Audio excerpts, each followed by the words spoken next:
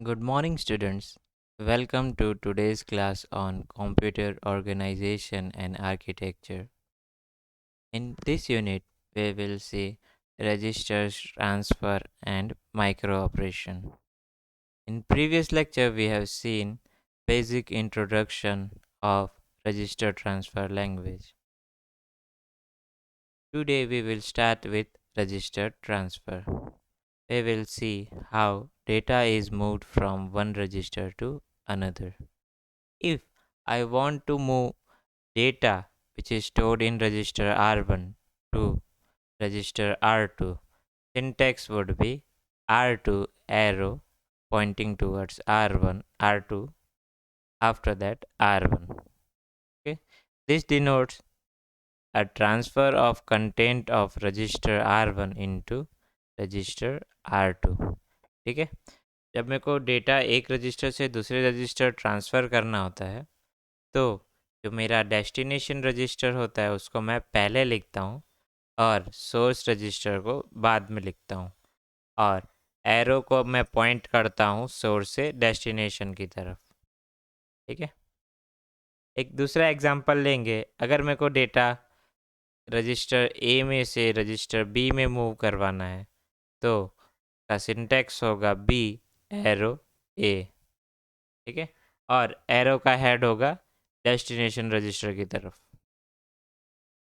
To show an if condition, syntax is if condition then operation। ठीक है, अब हमारा जो कंडीशनल स्टेटमेंट होता है, ठीक है, उसका सिंटैक्स होता है इस तरह से, if condition is satisfied then do operation.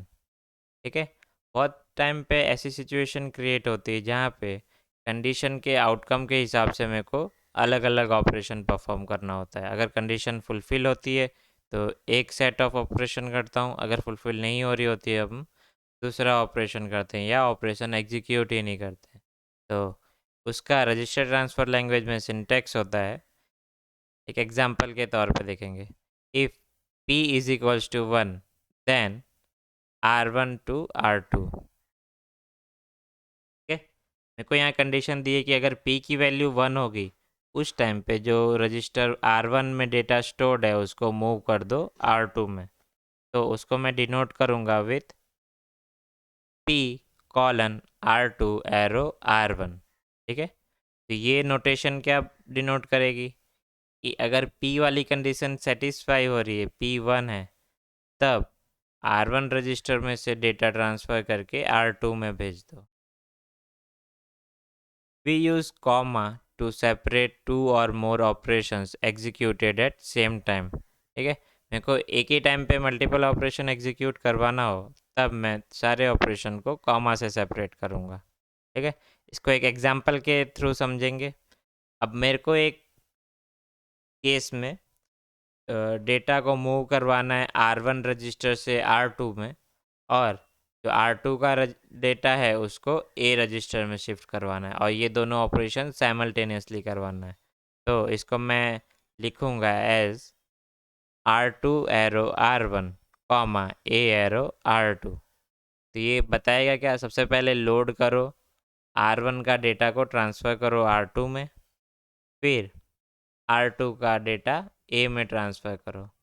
A comma को हम यूज़ करेंगे as a instruction separator. Now we will move towards next topic, that is bus transfer. A common bus system is a scheme for transferring information between registers in a multiple register configuration। तो जब हम multiple registers use कर रहे होते हैं तो उनके बीच में इंफॉर्मेशन का ट्रांसफ़र होगा, एक रजिस्टर से दूसरे रजिस्टर में डेटा जाएगा और आएगा। उसके लिए हम कॉमन बस सिस्टम यूज़ करते हैं। A bus structure consists of common lines which can be constructed with the help of multiplexers। ठीक है, तो बस में क्या होता है, डेटा लाइन होती है जिसको हम कंस्ट्रक्ट करते हैं with the help of multiplexer. Friends, आपको मल्टीप्लेक्सर का मतलब पता ही होगा, क्या करता है, मल्टीपल लाइन को मिक्स करके एक सिंगल आउटपुट देता है और इस इनपुट को लेना है वो सिलेक्ट इन सिग्नल होता है, वो डिसाइड करता है। ठीक है, इसको हम डायग्राम के थ्रू समझेंगे। लेफ्ट साइड वाला डायग्राम है वो एक टिपिकल एग्जांपल है कॉमन डेटा बस का। यहाँ मल्टीपल रजिस्टर्स हैं, register A B C D. ठीक है, को हम मल्टीप्लेक्सर के थ्रू कंबाइन करके 3 कॉमन बस लाइन दे रहे हैं। ठीक है, इस इंस्टेंट पे मेरे को कौन सा रजिस्टर यूज़ करना है, किसका डेटा जाएगा, वो सिलेक्ट इनपुट्स हैं जो S0 और S1 बीट है वो डिसाइड करेगी। अगर S1 और S0 का स्टेट 0 0 है, उस इंस्टेंट पे रजिस्टर A सिलेक्ट होगा, और अगर उसका स्टेट 0 1 है तो रजिस्टर B सिलेक्ट होगा, स्टेट 1 0 होगा तो रजिस्टर C सिलेक्ट होगा, और रजिस्टर D को सिलेक्ट करने के लिए सिलेक्ट इनपुट का स्टेट 1 1 होना चाहिए। ठीक है, इससे मेरे को जिस रजिस्टर का डेटा का ज़रूरत होगी उस हिसाब से मैं बिट सेट करूँगा। अब हम फिगर में देखेंगे तो हर एक रजिस्टर में से 4 डेटा लाइंस निकल रही है। ठीक है, ये चारों डेटा लाइन को हम मल्टीप्लेक्सर से कंबाइन करके एक सिंगल आउटपुट भेज दें, और हर एक रजिस्टर का जो मल्टीप्लेक्सर का आउटपुट है वो एक सिंगल लाइन आ रही है। तो उसकी मदद से हमको 3 डेटा लाइंस मिल रही है जिसको कंबाइंडली बोलते हैं बस।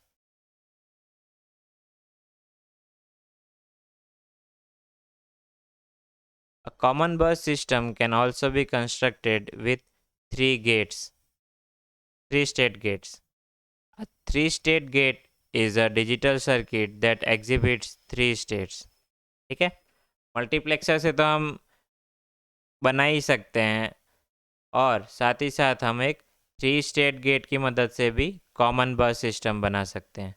उसमें क्या होगा, टोटल 3 स्टेट्स होते हैं। 2 states are signals of logic 0 and logic 1. Third state is a high impedance state. It behaves like open circuit, which means the output is disconnected and does not have logic significance.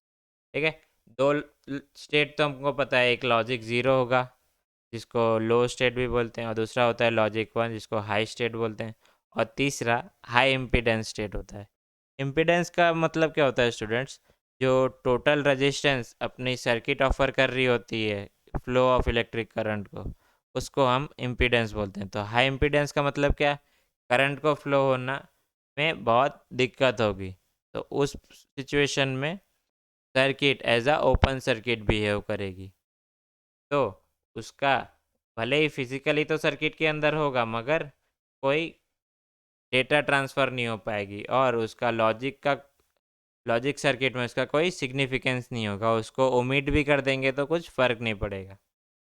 ठीक है, तो ये एक gate है। ठीक है, normal input A में से लॉजिक 0 लॉजिक 1 आ जाएगा, और कंट्रोल इनपुट सी है वो हाई इम्पीडेंस स्टेट डिफाइन करेगा। अगर सी 1 रहेगा तो लो इम्पीडेंस मिलेगा, और मेरे को जो इनपुट है वो आउटपुट पे मिलेगा। और जब सी की वैल्यू 0 होगी तो हाई इम्पीडेंस होगा, और जो ये गेट है वो एक्ट करेगा एज अ ओपन सर्किट। कोई कनेक्शन ही नहीं अवेलेबल होगा तो वो सर्किट में कुछ सिग्निफिकेंट रोल ही नहीं प्ले कर पाएगा। ठीक है, ये एक फिगर है जिसको हम कॉमन डेटा बस है जिसको हम एक 3 स्टेट गेट की मदद से सिंथेसिस कर रहे हैं। ठीक है, इसमें एक 2x4 डिकोडर है। अब इस फिगर में हम क्या कर रहे हैं, हमको एक कॉमन डेटा लाइन बनानी है बिट 0 के लिए। तो हर एक रजिस्टर का जो 0th बिट होती है, जैसे कि ए का 0th bit A0 B0 C0, उसको हम गेट के थ्रू आउटपुट दे देंगे। और गेट ऑन रखना है कि ऑफ रखना है वो डिकोडर करेगा, और डिकोडर डिसाइड करेगा with the help of select signal and enable signal. ठीक है, एनेबल जब ऑन रहेगा तब ये डिकोडर एक्टिव रहेगा, और सिलेक्ट लाइन से S0 और S1 उसके स्टेट के हिसाब से कौन सा इनपुट अपने को आउटपुट में मिल रहा है वो डिसाइड करेगा। ठीक है, अपने को बाइनरी में ट्रुथ टेबल पता ही है, 0 0 होता है तो सबसे पहला वाला डेटा इनपुट होता है वो आउटपुट पे शो होगा। जब S0 और S1 की वैल्यू 0 0 होगी तो जो A0 वाली बिट है वो मेरे को आउटपुट में मिलेगी।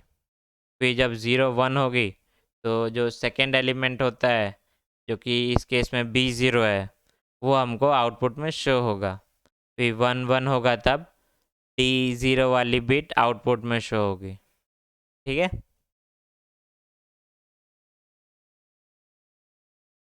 अब नेक्स्ट टॉपिक देखते हैं जो है memory transfers. Transfer of information that is data from a memory word to the outside environment is called a read operation. ठीक है। रीड ऑपरेशन में क्या होता है, हम मेमोरी में से डेटा बाहर साइड ट्रांसफ़र करते हैं। ठीक है। जब मैं किसी चीज़ को रीड कर रहा होता हूँ तो क्या करता हूँ, मैं बुक में से डेटा पढ़ रहा होता हूँ तो डेटा बुक में से मेरे पास आएगा, तो उस प्रोसेस को हम रीड ऑपरेशन बोलते हैं। Transfer of new information to be stored into memory is called write operation. Write operation में क्या होता है, मेमोरी में डेटा हम लोड करवाते हैं। A memory word will be symbolized by letter M। ठीक है। RTU जो रजिस्टर ट्रांसफ़र लैंग्वेज है उसमें मेमोरी को हम M से डिनोट करते हैं। A memory unit that receives address from register is called address register symbolized by AR। ठीक है। एड्रेस रजिस्टर को हम AR से डिनोट करते हैं। Data transfer to another register called the data register symbolized by DR। ठीक है। अगर दूसरे रजिस्टर में मैं डेटा ट्रांसफ़र कर रहा हूँ तो उसको मैं डेटा रजिस्टर बोलेंगे और उसको डिनोट करते हैं DR से। ठीक है। एक रीड ऑपरेशन दिया हुआ है जहाँ DR है फ्रॉम M और M है हमारा address register. This causes transfer of information into DR from memory word M selected by address in AR। ठीक है। जो हमारा एड्रेस रजिस्टर है उसमें मेरे को एड्रेस दिया हुआ है मेमोरी का जहाँ डेटा स्टोर्ड है, उसमें से डेटा ट्रांसफ़र कर दो एक दूसरे रजिस्टर में जो हमारा डेटा रजिस्टर है। ठीक है। ये हो गया मेमोरी ट्रांसफ़र ऑपरेशन। अब हम देखेंगे एरिथमेटिक माइक्रो ऑपरेशन। स्टूडेंट्स, आपने लास्ट लेक्चर में देखे थे जो हमारा रजिस्टर ट्रांसफ़र लैंग्वेज होती है उसमें अलग अलग माइक्रो ऑपरेशंस होते हैं। तो उसमें सबसे पहला जो ऑपरेशन होता है वो होता है arithmetic micro operation. Arithmetic function तो आपको पता ही होगा, ऐसे फंक्शन जो हम नंबर्स पे परफॉर्म करते हैं उसको एरिथमेटिक ऑपरेशन बोलते हैं। तो स्कूल में आपने देखा ही होगा एरिथमेटिक फंक्शन जैसे कि एडिशन, सब्ट्रैक्शन, मल्टीप्लिकेशन। उसी तरह जो रजिस्टर ट्रांसफ़र लैंग्वेज होती है वो भी एरिथमेटिक माइक्रो ऑपरेशन सपोर्ट करती है। अब हर एक ऑपरेशन को हम देखेंगे, उसको रिप्रेजेंट कैसे करते हैं और उसका डिस्क्रिप्शन समझेंगे। सबसे पहला अरिथमेटिक ऑपरेशन है ऐड का। ठीक है। तो हम रिप्रेजेंट करेंगे R2 arrow R1 plus R2। इसका मतलब क्या हुआ, जो R1 और R2 रजिस्टर में डेटा है उसको ऐड करो, जो रिज़ल्ट जनरेट हो रहा है उसको R3 रजिस्टर में स्टोर करवा दो। सिमिलरली सब्ट्रैक्शन का भी ऑपरेशन परफॉर्म कर सकते हैं। ठीक है। उसका रिप्रेजेंट कैसे करेंगे, R3 arrow R1 minus R2। Students, आपको ऑपरेटर और ऑपरेंड में फ़र्क तो पता ही होगा। जो सिम्बॉल्स हम यूज़ करते हैं एडिशन, सब्ट्रैक्शन, मल्टीप्लिकेशन, वो हमारा ऑपरेटर होता है और जिस डेटा पे हम ऑपरेशन परफॉर्म करते हैं वो ऑपरेंड्स होता है। तो इस केस में R1 और R2 ऑपरेंड होंगे और जो माइनस है वो ऑपरेटर होगा। इसको हम सब्ट्रैक्शन ऑपरेटर बोलते हैं। तो इस पर्टिकुलर सिंटेक्स में क्या डिनोट कर रहा है कि R1 में जो डेटा है, R2 में जो डेटा है उसको R1 से सब्ट्रैक्ट करो और जो रिज़ल्ट जनरेट हो रहा है उसको R3 रजिस्टर में स्टोर करवा दो। फिर तीसरा अरिथमेटिक ऑपरेशन है वंस कॉम्प्लीमेंट, को डिनोट करते हैं R1 बार से। ठीक है। ये जो डैश होता है उसको हम R1 के एग्जैक्टली ऊपर लिखते हैं। ये टाइपिंग लिमिटेशन की वजह से मैं उसको डिनोट नहीं कर पाया, मगर आप समझिए कॉम्प्लीमेंट में हम हमेशा सिंबल के ऊपर एक वर्टिकल लाइन ड्रॉ करते हैं जो बताता है कि ये कॉम्प्लीमेंट है। ठीक है, परफॉर्म क्या करता है, वो डेटा को जो R1 का डेटा है उसको कॉम्प्लीमेंट कर देता है, 0 को 1 में कन्वर्ट कर देगा और 1 को 0 में कन्वर्ट कर देगा। फिर आता है टूज कॉम्प्लीमेंट ऑपरेशन, उसको डिनोट करते हैं R1 बार प्लस 1। तो वो करता क्या है, सबसे पहले जो R1 रजिस्टर है उसके डेटा को कॉम्प्लीमेंट करता है और उसमें 1 ऐड कर देता है। इंक्रीमेंट, इंक्रीमेंट का काम क्या होता है, जो इस रजिस्टर में जो डेटा होता है उसको इंक्रीमेंट करते हैं 1 से। उसको हम डिनोट कैसे करेंगे, R1 एरो R1 प्लस 1। तो इसका मतलब क्या हुआ, R1 में जो डेटा है उसमें 1 ऐड कर दो और जो रिज़ल्ट जनरेट हो रहा है उसको R1 में ही सेव करवा दो। डिक्रीमेंट, डिक्रीमेंट ऑपरेटर में क्या होता है, जो डेटा रजिस्टर में होता है उसको डिक्रीज़ करते हैं 1 से और उसी रजिस्टर में स्टोर कर देते हैं। तो उसको हम डिनोट करेंगे as R1 arrow R1 minus R2। ठीक है, तो पहले क्या करना है, R1 के डेटा को सब्ट्रैक्ट करना है 1 से और उस डेटा को R1 में ही स्टोर कर देना है। ठीक है, हम जितने भी एरिथमेटिक ऑपरेशन होते हैं उसको सिर्फ और सिर्फ नंबर्स पे ही परफॉर्म करते हैं। कोई अल्फ़ाबेट है या कोई स्पेशल कैरेक्टर है उस टाइम पे हम एरिथमेटिक ऑपरेशन नहीं परफॉर्म कर सकते हैं, तो वो चीज़ ध्यान रखिएगा। फिर नेक्स्ट ऑपरेशन है logic micro operations. Logic micro operations specify binary operation for strings of bits stored in register. ठीक है, जो लॉजिकल ऑपरेशन होते हैं वो बाइनरी ऑपरेशन होते हैं और उसको हम सिर्फ बिट्स के ऊपर ही परफॉर्म कर सकते हैं। There are 16 different logic operation that can be performed with binary variables. ठीक है, टोटल बाइनरी वेरिएबल के ऊपर हम टोटल 16 लॉजिक ऑपरेशंस परफॉर्म कर सकते हैं। उस हर एक ऑपरेशन को हम डिटेल में देखेंगे। ठीक है, सबसे पहला ऑपरेशन लॉजिकल ऑपरेशन है क्लियर।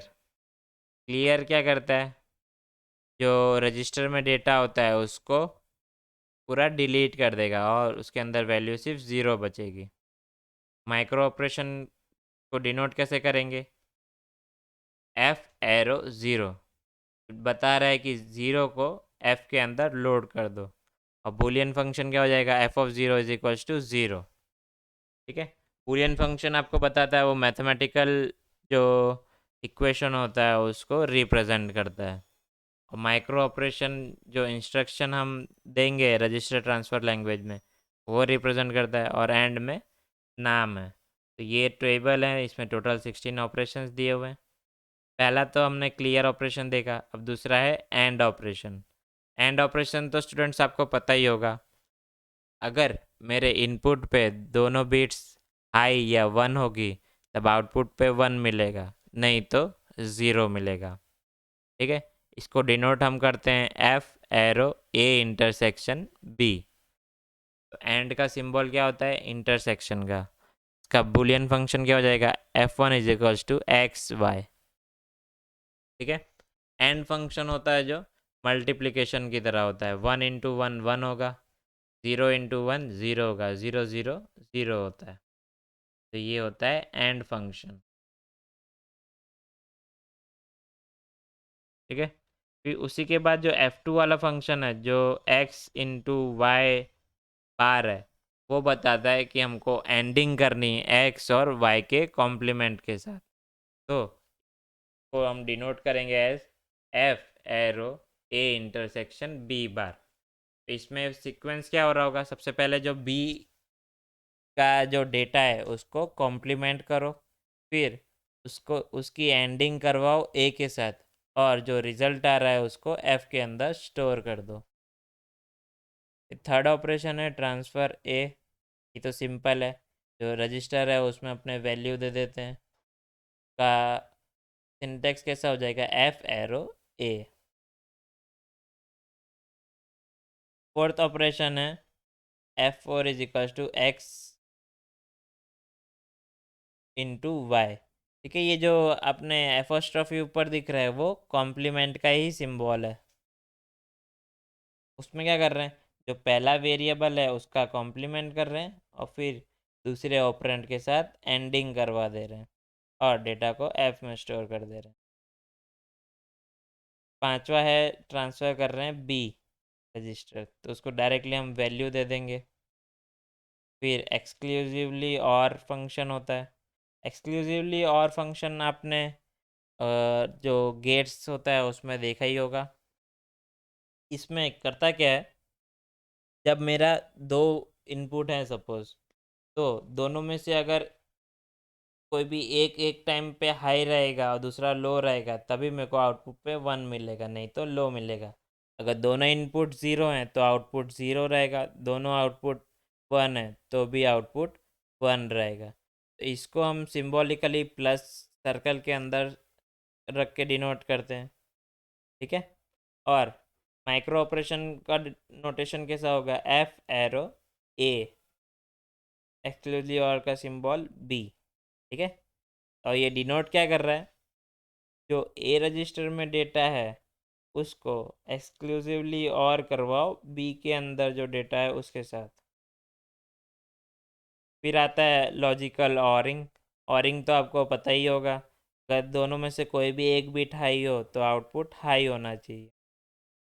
ठीक है, का बूलियन एक्सप्रेशन कैसा होगा, F is equals to X plus Y. ठीक है, हम इसको लिखते प्लस हैं, बोलते हैं एक्स और वाई होता है। और नोटेशन यूनियन से भी हम कर सकते हैं। तो माइक्रो ऑपरेशन का नोटेशन क्या हो जाएगा, F arrow A union B. F बता रहा है हमारा जो एंड में जो रिज़ल्ट जनरेट होगा वो किस रजिस्टर में स्टोर करवाना है।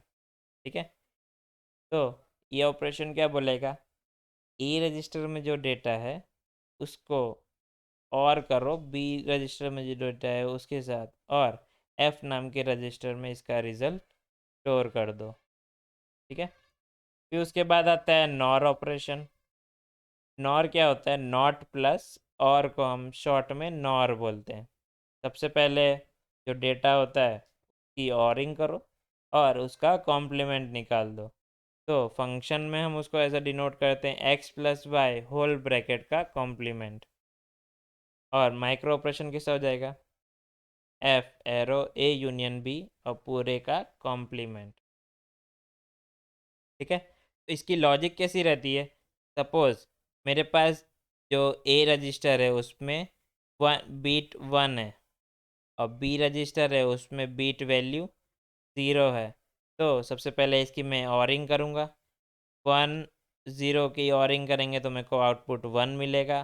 फिर उसका मैं कॉम्प्लीमेंट कर दूंगा, वन का कॉम्प्लीमेंट होता है ज़ीरो, और ये ज़ीरो को मैं एफ़ नाम के रजिस्टर में स्टोर करवा दूंगा। इसके बाद आता है एक्सक्लूसिवली नॉर। एक्सक्लूसिवली नॉर का मतलब क्या होगा, नॉर पे नॉट ऑपरेशन कर देना है। फिर आता है कॉम्प्लीमेंट फंक्शन। के कॉम्प्लीमेंट फंक्शन तो आपको पता ही है, जो भी डेटा होगा उसको रिवर्स कर दो, ज़ीरो को वन कर दो और वन को ज़ीरो कर दो। तो माइक्रो ऑपरेशन के साथ डिनोट करेंगे एफ एरो बी बार। तो ये बोल रहा है कि जो बी में डेटा है उसको उसका कॉम्प्लीमेंट करो और उस रिज़ल्ट को स्टोर कर दो एफ नाम के रजिस्टर में। ठीक है, फिर दूसरा लॉजिकल मैनिपुलेशन है एक्स प्लस वाई का कॉम्प्लीमेंट। उसको माइक्रो ऑपरेशन में डिनोट करते हैं F arrow A union B bar. ठीक है, इसमें सबसे पहले क्या होगा, बी का जो डेटा है बिट ज़ीरो या वन उसका पहले हम कॉम्प्लीमेंट निकालते हैं, फिर उसको ए के साथ उसकी ऑरिंग करवा देते हैं, फिर जो रिज़ल्ट जनरेट होता है उसको एफ रजिस्टर में स्टोर कर देते हैं। कॉम्प्लीमेंट ऑफ ए, ये भी कॉम्प्लीमेंट है सिंपल। फिर एक्स कॉम्प्लीमेंट और बी। ठीक है, ये कॉम्प्लीमेंट, ये मेथड भी आप समझ सकते हैं क्या हो रहा होगा। ए को सबसे पहले हम कॉम्प्लीमेंट करते हैं, फिर उसकी ऑरिंग करवा देते हैं बी के साथ और उसको स्टोर कर देते हैं एफ में। नैंड, नैंड जो लॉजिकल ऑपरेशन होता है वो दो ऑपरेशन को कंबाइन करके बनता है। नैंड का मतलब होता है नॉट प्लस एंड। सबसे पहले हम क्या करेंगे, दो रजिस्टर है उनके डेटा का एंडिंग करेंगे और फिर उसका कॉम्प्लीमेंट निकाल देंगे। तो इसको डिनोट करते हैं हम as F arrow A intersection B whole का कॉम्प्लीमेंट। तो लॉजिक क्या हो रही होगी इधर, ए और बी का पहले एंडिंग होगा, फिर जो रिज़ल्ट आएगा उसका कॉम्प्लीमेंट आएगा और उस फाइनल रिज़ल्ट को हम एफ रजिस्टर में स्टोर कर देंगे। ठीक है, एग्जाम्पल के थ्रू समझना हो तो सपोज ए रजिस्टर है, उसमें मेरे पास डेटा है ज़ीरो और बी में है उसमें बिट है ज़ीरो। ठीक है, सबसे पहले हम उन दोनों का एंडिंग करेंगे। ज़ीरो एंड ज़ीरो ज़ीरो होता है और उसका कॉम्प्लीमेंट वन होता है। तो जो वन डेटा आया वो स्टोर करवा देंगे हम एफ में। फिर आखिरी ऑपरेशन है set to all ones. Set to all ones क्या करेगा, जितने भी रजिस्टर में बिट होगी सबको वन में कन्वर्ट कर देगा। ठीक है, इसका भी यूज़ आता है जो हम आगे देखेंगे। स्टूडेंट्स आज के लिए इतना ही, अब हम नेक्स्ट लेक्चर में आगे की टॉपिक देखेंगे। Thank you.